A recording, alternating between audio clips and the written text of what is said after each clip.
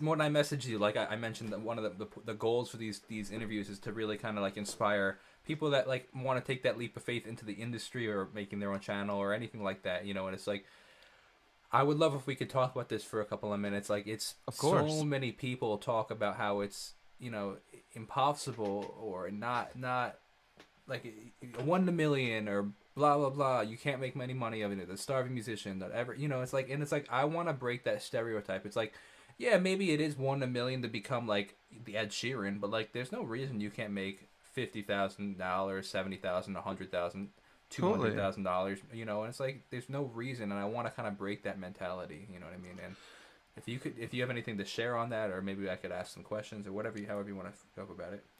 Yeah. So there's a few things. So first of all, the whole idea of not doing something because you're afraid of it not being successful is, to my eyes, absolutely bonkers. Like, this is not a dress rehearsal. You don't get to the end of your life and then they go, "Oh, right, you made a couple of mistakes there. Go back, try again." It's like you get one chance. Just live your life the way that you want to live it, and see if you have that mentality of like, I'm open to experiences and I want them to come to me, and I'm gonna make myself open to them happening. Then more often than not, they will come to you with hard work. Um, Super important there.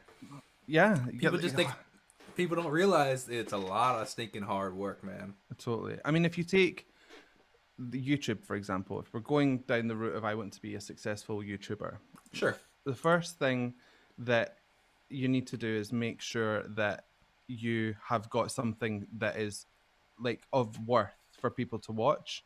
You know, there's a lot of people that will go and they'll just act crazy and do like reactions where they're just like falling out of their chairs and it's all like really over the top and stuff, which is fine. But there's only so many people that folk will watch that do that. You know, they Yeah. won't.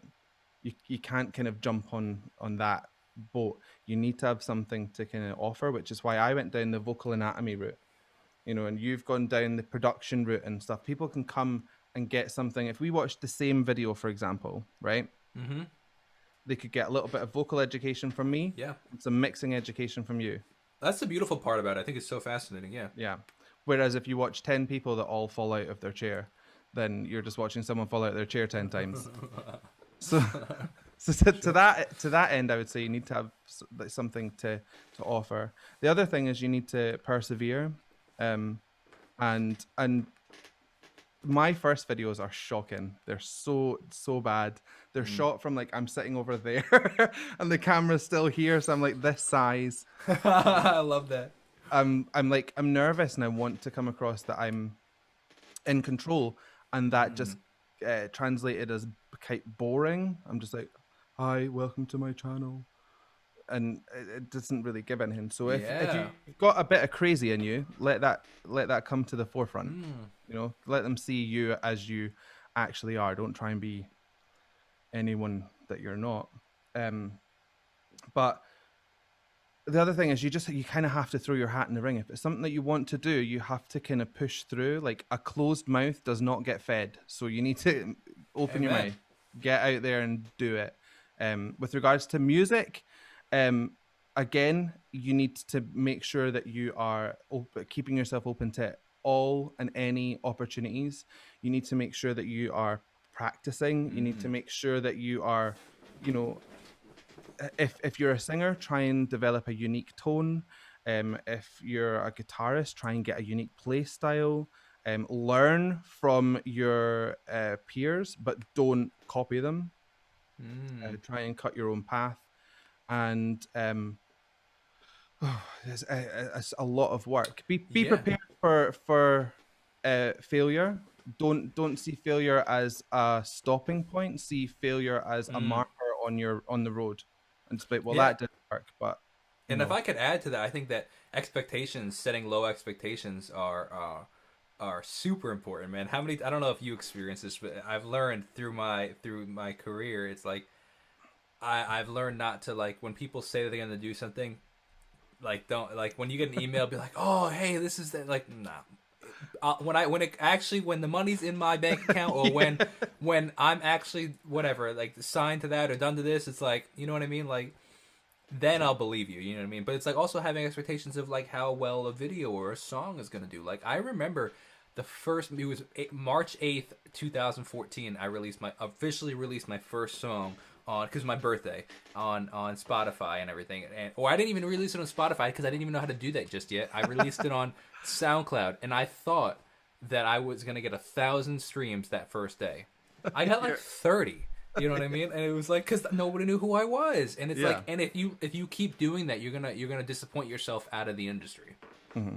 Yeah, and it's a case of just like trudging through, and sometimes it feels like you're walking through treacle, but eventually, treacle. What would you call treacle? Like really dense syrup, molasses, maybe. Okay, sure, yeah. I'm forgetting that these sayings don't translate. I love it, man. It's the best. I love this international stuff. But eventually, you're gonna find that kind of steady kind of flow. At one point, you will get the vision. You'll be like, I know where I'm going. I know where I want to be. Yeah. But don't let hiccups set you back. Yeah. Like I've made many bad meals in my life, and I never stopped eating. You know. Yeah. You just make a different meal. Dude, you got so many one-liners. I'm gonna go back and like really write some of these down. It's so true. That's a great way. That's a great perspective. Like you always hear, "Oh, I've fallen down so many times, but I still get up." That's a great perspective. And I'm from New York, man. We eat. We like food over here. So like you're thinking about you said a closed mouth doesn't get fed. You said I made many bad meals, but I didn't stop eating. Come on, man. I'm ready for these. You know. I'm the same. I'm constantly stuffing my face, and I talk about vocal recipes a lot. So I talk about the individual ingredients that make a vocal recipe, and I talk about. I'm like, that person's voice is so delicious. Like I feel like if I could, I would eat voices. I'm like Ursula the Sea Witch. Sure, that's funny, man. It's so true though. It's such a great perspective, and I think that like you said, like just learn from the mistakes and keep going. I'm curious on your opinion on when to get paid. Like when do you take the free gig and when do you ask for money? Oh, okay, right. So I have a real opinion on this now as well, because I've just started doing vocal anatomy drawings. So I got this drawing pad, and I've started to draw larynxes and the velum positions and all sorts of jazz. And people were like, your drawings are really good. How can I hire you? So some who have been like friends of mine, I've just been like, just take it. It's fine. You can have them. You can use them for your coaching. But then for others, I actually went on TikTok and I said, how do I make sure I'm not undercutting professionals whilst not undervaluing myself? What do you mean undercutting professionals? So people that have done drawings for years, selling graphics, selling whatever it is they're drawing, you know, if they were to be approached and said, can you draw me 10 larynxes in this many positions? And they were like, that's $1,500. But I come along and I'm like, I'll do it for $25. You know, like you are kind of undercutting an industry. Sure, yeah. I see what you mean now. So I feel like you need to figure out your self-worth and you need to work out what your peers are paying and then try and keep to that standard, because if some of us fall, we all fall. Yeah. The value gets driven down and not up. But with regards to when you should start getting paid is when you are when you're approached, I suppose. If someone's like, can you do this for me? Then you go, well, you've asked me to do this, so now you know that's a service you've required. If you're going around and going, can I play in your bar, or can I do something at your function, then I would say you could probably be put in a position where they go, well, you approached me, so I'm not paying you, and that's probably fair. But if somebody approaches you to do something, then I would say, right, well, this is how much it's going to cost, take it or leave it. Exactly. And what's your opinion on the classic, well, you'll get exposure? Well, We like to eat, and I've never been able to eat exposure in my Exactly. life. Can you? Yeah. What's the going rate for exposure? Need a terrible amount of sriracha sauce for that exposure because it tastes like nothing because it is nothing. Exactly. Yeah, It's true, man. I think exposure is works once in a blue moon, i.e., like when you see people busking on the street and the person that wrote the song gets up and sings with them. That's exposure because the person that has the power is bringing it to you. Yeah. When the person in power is asking you to do something for them, then I don't think that's a balanced way of gaining exposure. Interesting. So you don't have to answer this if you're not comfortable. Like, did you end up getting paid for that Louis Capaldi gig? Yeah, of course. Okay. Yeah. Now, would you have taken it if you weren't getting paid? And there's a question. No. Really? No.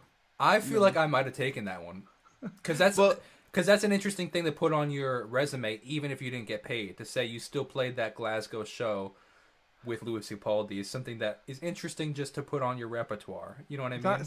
Yeah. The I don't know. thing is, I got paid from different places, so you get paid Okay. from the record label anyway, but Sure. then you also get paid from the BBC, the British Broadcasting Company, because they were using footage of your face to gain viewers. So maybe I would have done it for free for Lewis, but I wouldn't have done it for free for the BBC. I'd be like, give me my TV stuff.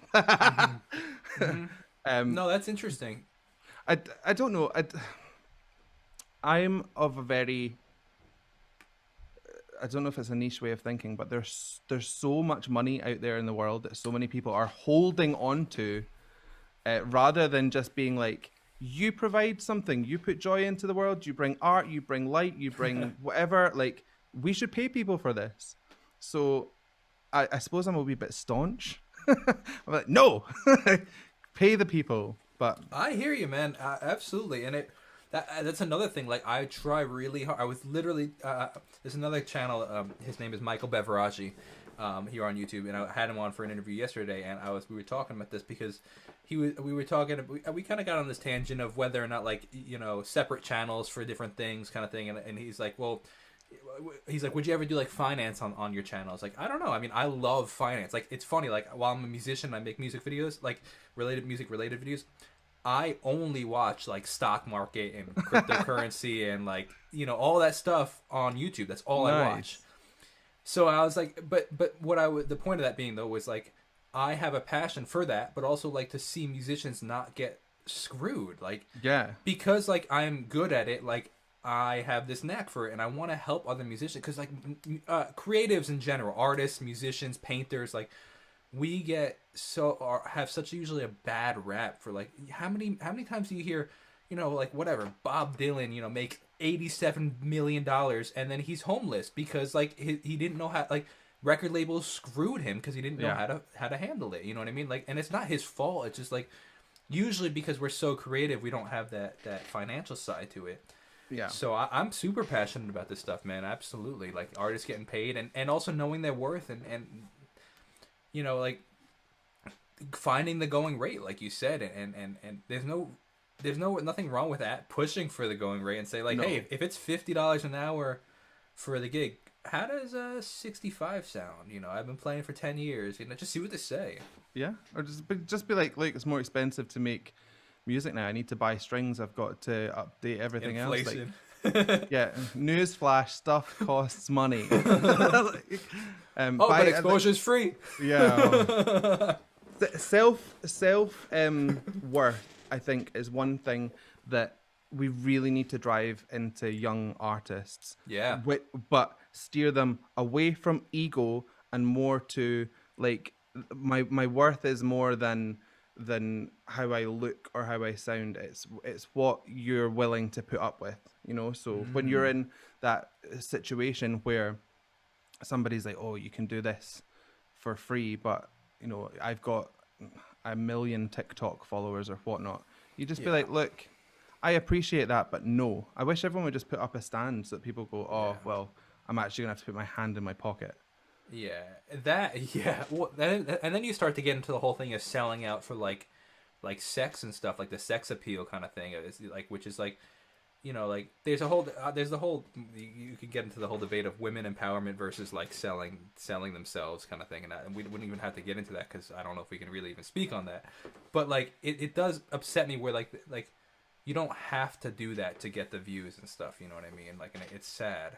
No, I mean, And like you said, I want people to take a stand. You know, it's like, yeah. no, like she has a great voice. She could be wearing actual clothes too. You know what I mean?